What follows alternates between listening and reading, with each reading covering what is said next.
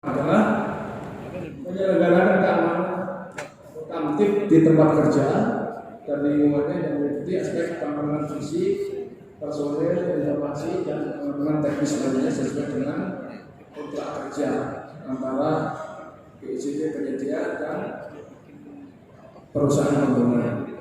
Kemudian yang kedua, melindungi, mengayomi terhadap warga di tempat kerja dan lingkungannya.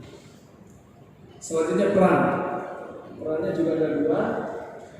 Peran Satpam adalah pendukung utama pimpinan organisasi, perusahaan, dan atau instansi lembaga pemerintah pengguna Satpam di bidang pembinaan, keamanan, dan ketertiban di tempat kerjanya. Yang kedua, mitra Polri dalam Kamtipmas menegakkan peraturan perundang-undangan serta menumbuhkan kesadaran kewaspadaan keamanan lingkungan di kawasan tempat kerjanya. Ini yang tertulis di Perpol peran Satpam ada dua. Tetapi dalam situasi sekarang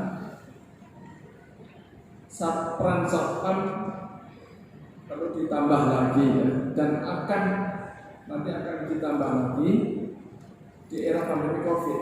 Di era pandemi COVID kemarin melalui surat petunjuk arahan, surat telegram curah kepada kota-kota supaya Satpam ini juga sebagai pelopor dan pengawas prokes COVID-19 di tempat kerja masing-masing.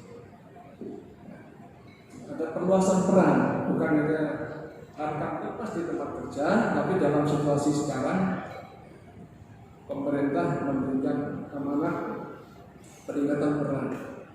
Kemudian selanjutnya peran berikutnya atau peran yang keempat dengan konsep program Bapak Kapolri yang baru, program presisi kan pre-nya itu preventif. Kita akan meningkatkan peran ini sebagai sumber informasi. Nah, sebagai sumber informasi, apa yang harus dilaporkan teman-teman Satpam itu adalah kejadian-kejadian, kejahatan atau gangguan Kamtipmas di lingkungan kerja ini, tapi tolong dilaporkan kepada Polri. Aplikasi sudah ada dan disiapkan. Tinggal nanti chip security ini aja yang download aplikasi, dia tinggal melaporkan. Kalau ada unjuk rasa di tempat kerjanya dia, nanti siapa, formatnya siapa, berapa jumlahnya. Selain itu, si pelaku unjuk rasa tetap harus membuat pemberitahuan kepada pemuda. Barangkali mereka tidak melakukan itu, tapi kalau chip security-nya tahu, melaporkannya.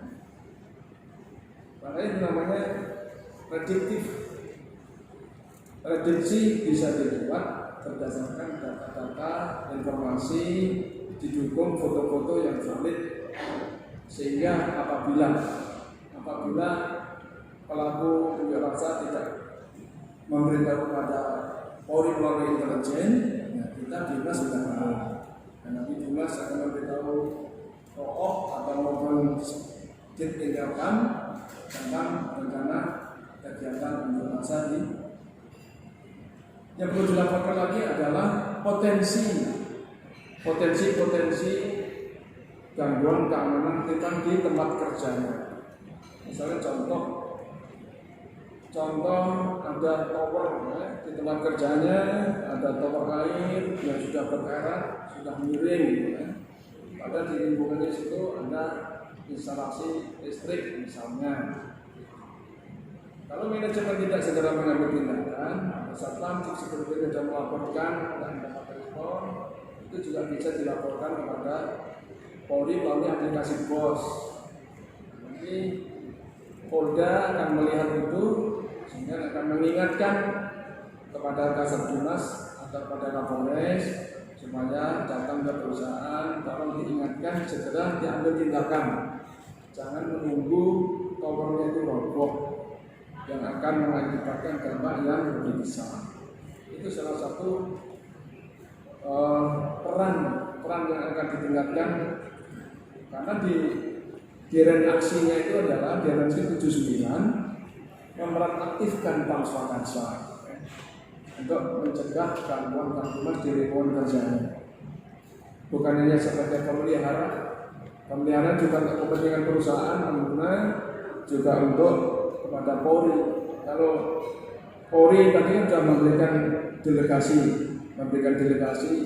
untuk perusahaan mengadakan pengamanan secara mandiri atau secara swakarsa. Polri memberikan pelatihan, memberikan kompetensi melalui pelatihan. Polri mengeluarkan Perpol nomor 4 supaya profesi satpam menjadi lebih mulia. Tapi ya harus tidak lanjutkan tadi untuk struktur skala upah satpam tadi itu harus dibuat. Kalau enggak, ya satpam kesejahteraannya tidak akan meningkat. Hanya sekedar ganti baju, kira-kira seperti itu. Lanjut.